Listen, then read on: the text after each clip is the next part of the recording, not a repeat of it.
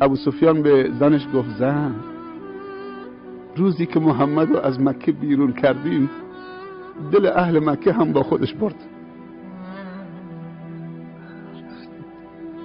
زنش بهش گفت مرد، بعد از 21 سال مبارزه من میبینم که اسلام از کانال دل وارد میشه، دل رو تسخیر میکنم.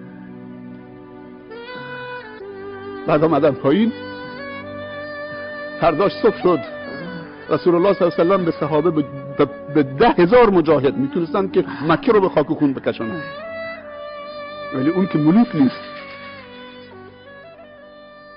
اون پیغمبره، اون رحمتا للعالمینه، فرق میکنه با ملوک دنیا، پادشاهان خودخواه و متکبر دنیا، فرق میکنه. اون رحمتا للعالمینه، حتی برای ملوک و پادشاهان دنیا هم رحمتا للعالمین بود. گفت کسی شمشیرش نشونه کسی نده تو مکه که او حب انتقام بیاد، شمشیرها تو غلاف. جلو افتاد، یه چوبی دستش بود، این آیه رو تلاوت میکرد: قل جاء الحق و زهق الباطل ان الباطل کان زهوقا. بگو حق آمد، باطل نابود شد، ناپدید شد. ان الباطل کان زهوقا، حق مندگاره و باطل ناپایداره.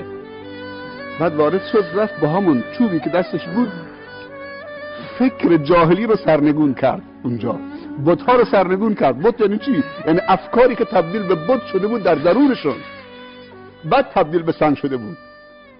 اول این بت‌ها در درونشون شکل گرفته بود، بعد آمده بود بیرون. بعد میزد تو شکم بت‌ها، سرنگونشون میکرد و میگفت قل جاء الحق و زهق الباطل ان الباطل کان زهوقا. بعد رفت روی پله بالا ایستاد، خطبه خوند، سخنرانی کرد، موعظه کرد. حالا اهل مکه همه ایستادن، سکوت و فرمان شد. گفت یا معشر قریش ما تظنون انی فاعل بكم اليوم، شما چی گمان میکنید درباره من 10,000 نفر همراهشا؟